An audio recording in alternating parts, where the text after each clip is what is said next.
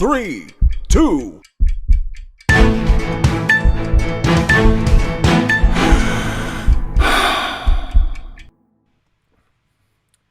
Good evening, everybody. This is Jeff Colson from Junior Hockey Advisor. Welcome to Sunday night. Welcome to another broadcast. Welcome to another live stream, I should say. We're just going to have a good night. We got a lot of things to discuss, and I'm extremely excited to get talking to you tonight and for your questions. You know, right off the bat in the audience, and we've got some that show up as Facebook user. I'm not really sure where those come from, if they're coming from one side or the other, but since we go out to many platforms, sometimes it just shows up as YouTube user or Facebook user. But the ones that doesn't, Lewis from Riverside, thanks for coming on. Andy, thanks for coming on. We've got somebody in Arizona, Colorado, can't tell who that is. Francine's in New Jersey, thanks for coming on. Got a question from Francine, we'll jump on that in a little bit later. Dana's on from New Hampshire. We've got Toronto on. We've got Perry on from Nassau County, down there where things are different than upstate New York, where I'm coming from right now in the lovely 54%. I want you to think about that number, 54%. Now, junior hockey is all about, the structure's built the same, Tier 1, Tier 2, Tier 3. Junior hockey is built around getting to main camp. Main camp is the end point for any title you had before main camp. Returning player, veteran, free agent, draft pick, tender. 54%. I want you to think about that number, because the first odds you have to beat going into main camp, and main camps at the junior level, and I'm going to use I'm going to use the middle of the ground. I'm not going to talk USHL. I'm not going to talk Tier 3. I'll talk Tier 2. It's right in the middle. But we can talk about the others too if need be. First of all, earlier today I was doing some videos that I'll talk about. We're actually going to try to play around with one of them a little bit later. If I'm coming across that my mic's breaking or the sound comes staticky, please let me know. If not, maybe somebody can give me a thumbs up and tell me the sound is correct. We've been playing with it for the last hour or two. So I want you to think about main camp, and I want you to think that there is 100, 150, 180, 200, depending on where you're at and what program you're in. There's a lot of kids going to main camp, okay?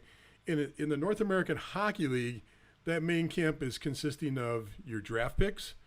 Thank you so much for Amateur Sports TV coming through for me. Let me know the mic's fine. But the draft picks, tenders, free agents, players that are going to affiliate, free agents, what did I miss? That's your categories across the board coming into your main camp. Now, once you're there, now, with the exception of the third-year returning player that was the leading scorer, okay, I'm sure he's got a pass. Everybody else, for the most part, all bets are off. It doesn't matter if you're a tender. It doesn't matter if you're a draft pick. It doesn't matter if you're a returning player. There are returning players that get cut every year. Consistently, it happens on many teams. Returning players get cut. There are top 5 draft picks, top 10 draft picks that get cut. There are tenders that get cut. There are free agents that get cut that are veterans of even higher leagues that don't make teams. That was significant last year, especially, and we'll talk a little bit about that in a second. But once again, your job, let's just use the number 125, 150, right in that range. That's what's at main camp, and your job is to get down to the 35-man spring, summer roster number. The North American Hockey League is got a ceiling that coming out of main camp for the rest of the summer, they're at 35 players that are on their protected roster. So between then and preseason, that number could actually go down a little bit. There'll be some teams that'll start either using trades for draft picks. They'll talk to a couple players and make a decision that it's best for them to go other places. But that number will start whittling. By the time your preseason starts getting into scrimmages, you might be down to 30, 32 players. By the time your first game comes around, you're probably down below 29, 28 players. By the time the final roster is due a couple games into the year, you're at 23 protected players. Now, there might be a couple extra other players, but now you're down to 23. Now, I want you to think about that 54% because you've already made the battle from 150 players down to 35, and that's a pretty significant chopping of the culling of the herd. You know, that's getting it down to the elite players in that for that program. From there to go to 23, that's another 30%, 30+%. I'm doing that on the top of my head. But I want you to think about this. By the time you get down to that 23 number, it's not done. It's not done. What happens then? As soon as the season starts, the USHL makes their final push to get their rosters down too. When their rosters get the final push, you're going to have another influx of players. And let's say there's 15 teams there, not including the National Development Program. And if you've got 14, 15 teams, or what is it, 15 I think it is. If there's 15 teams and they each have 3 final cuts, and I'm using that number very liberally, if you have 3 cuts, 5 cuts, probably more like 5, okay? If there's 5 cuts coming, on average, there's a few players coming that are available to each team in the North American Hockey League. Now, not every player will go to the North American Hockey League. Some of those cuts, depending on how the BCHL forms and how the pandemic rolls out over the next few months, some could go to the BCHL. There's the rare exception of cuts that will go to other places. Some of them will go back to U18 or U16, which is perfectly normal.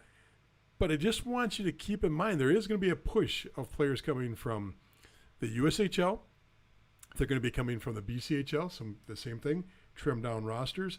And they're going to be coming from the NCAA. Yes, there will be players coming from the NCAA. There'll be young players that get there, decide it's not right yet, and go back. It happens every year, or there are players that programs folded. We know that's going to be the example, at least in the RMU situation. But there's going to be a handful of players that come back. By the time all is said and done, you're probably looking at that roster of the original kids that went through main camp having about 19 players left. 19 of the 150 or so players, 19 left. Okay, that means just from the 35 number, only 54% are going to be left standing. So there's a game of a battle of attrition here in the North American Hockey League. It's extremely tough to make a roster. It's extremely tough to get out of main camp. It's extremely tough to make the roster. But even after you make the roster, you have to continue to work and be diligent and stay healthy, be able to maintain your spot on that roster through the month of September, October, so that you're consistent for the year. Wow.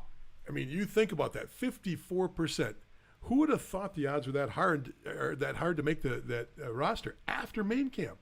So if anybody is talking about, well, yeah, we made the main camp roster. We're done. We made the main camp roster. Yeah, we're on the main camp. And they're already getting their sweatshirts. They're already buying tickets for the first home game series. That's when you step back and you go, hang on a little bit, because you're a long way from done. Making a main camp roster, the final roster coming out of main camp, should be viewed as just another step along the way in the process. I'm sorry to hear that. I guess we dropped off for a second. I hope we came back on.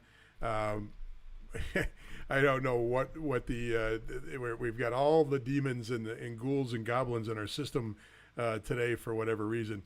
Bottom line is you got a tremendous opportunity if you make it past main camp, but please never think or assume that making it through main camp is the end of the road, end of the journey. So what do you do in between to make sure your odds are good? Well, communication is one. Between now and the start of your season, most kids right now probably have 2 weeks, 3 weeks left before they report. What would I be doing if I were a player right now? Of course, I'd be trying to get on the ice and skate competitively as much as I can. Of course, I would be making sure that I'm lifting and continuing my strength program all the way through, eating and sleeping properly, all of the things that sound like, grandma telling you this stuff when you're a kid. Drink your milk, eat your veggies, that kind of stuff. You got to do it. If you're serious about this, you got to do it. But the next step is put a little effort into communication. Put a little effort into communicating with your future billet family, to make sure that you're already so it's smooth. Some players, if you can get in early to your new team, get there early. Get there 2, 3, 4 days early if you can. As soon as that billet allows you to move in, get there. The reason I say that is if you're not there and you're not in the door early and you're coming in late, that's just another added pressure. I got to learn about where my billet house is. I got to learn and deal with them. It's too many new things. The best thing to do is to get there a little early. Get there a little early and put the process in place early for yourself. The second part of this is get to know the coaches better. Send the coach a text. Hey, coach, thinking about this, thinking about that. What do you talk to about coaches with between now and then? Coach, I'm skating and working on this. Can we take 5 minutes to talk a little bit about our system so I get my head around what we're doing and wrapping things around? An assistant coach, hey, can I jump in and have a conversation? Can we watch a little video online? Can we watch a little video and we talk about what we did system-wise? Coach, can you send me some clips of the power play from last year or the penalty kill from last year? Coach, can you send me some D-zone clips? Assistant coaches usually handle all this stuff so you can build that communication. I don't mean suck up. I don't mean that you're doing this just for the brownie points. I'm saying, A, you're communicating. You're showing that you're interested and you want to get ahead of the game. B, most players won't do this. C, if you're not a returning veteran and all these things are new to you, the more you can learn, the better. And this works at Tier 1, Tier 2, Tier 3. This works at the college level. Take some time to learn the process. If you make the 35-man roster, this is when you kick it into high gear. This is when you actually start thinking about, okay, I've got to get myself in there and make the final roster. We're not worried about playing time yet. We're not worried about making the power play, making the penalty kill. We're not worried about being on the top 3 lines so I get ice time. We're worried about making that final cut. Remember, 54%. That really should be a staggering number to most people when you look at it that way. Hey, I want to say hi to a few people that are out there right now. Dave's on from Colorado. Dave, the longest-standing veteran of the group. My cousin Jeannie's on from Flint. Good to see you. Dave is on from Philly. Good to see you, Dave, or good to see you texting or messaging in. Perry, thanks for letting me know about the broadcast going off. I hope it's back on again. Rod's on from Northern Ontario. Good to see.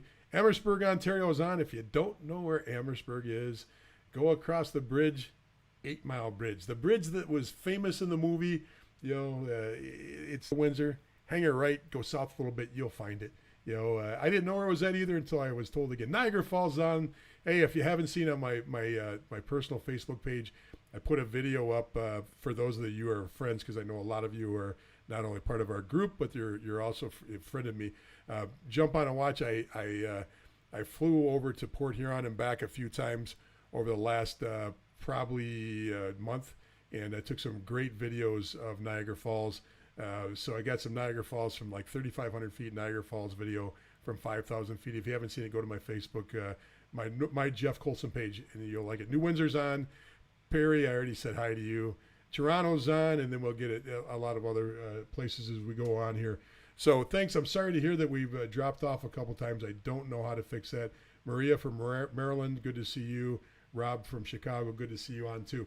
Okay, so that's one thing I want to talk about is that process piece. What kind of questions do you have about coming out of main camp and then moving? Most people, it's foreign to them. Even if you're returning players, sometimes with a new program, it's foreign territory. But the process really isn't that much different between Tier 3, Tier 2, and Tier 1 when it comes to the roster coming out of main camp and then how the season starts. It's pretty much just the difference is when the actual trim down process is, because then it becomes trickle down. So as well as I do, that trickle down process will even happen at the Tier 3 level, because the North American Hockey League will have their cuts too. Those players trickle back down. Now, a lot of those North American Hockey League players don't go to the EHL. They don't go to NA3HL. They'll go back to their U18 teams. Potentially go to NA3, EHL, USPHL teams, NCDC teams too. So does that make sense? I hope so. I'm going to jump on a question that I've got another topic I want to jump on too. I'm actually in the process of trying to see if I can switch over to another because we are not even supposed to be on Wi-Fi. We should be on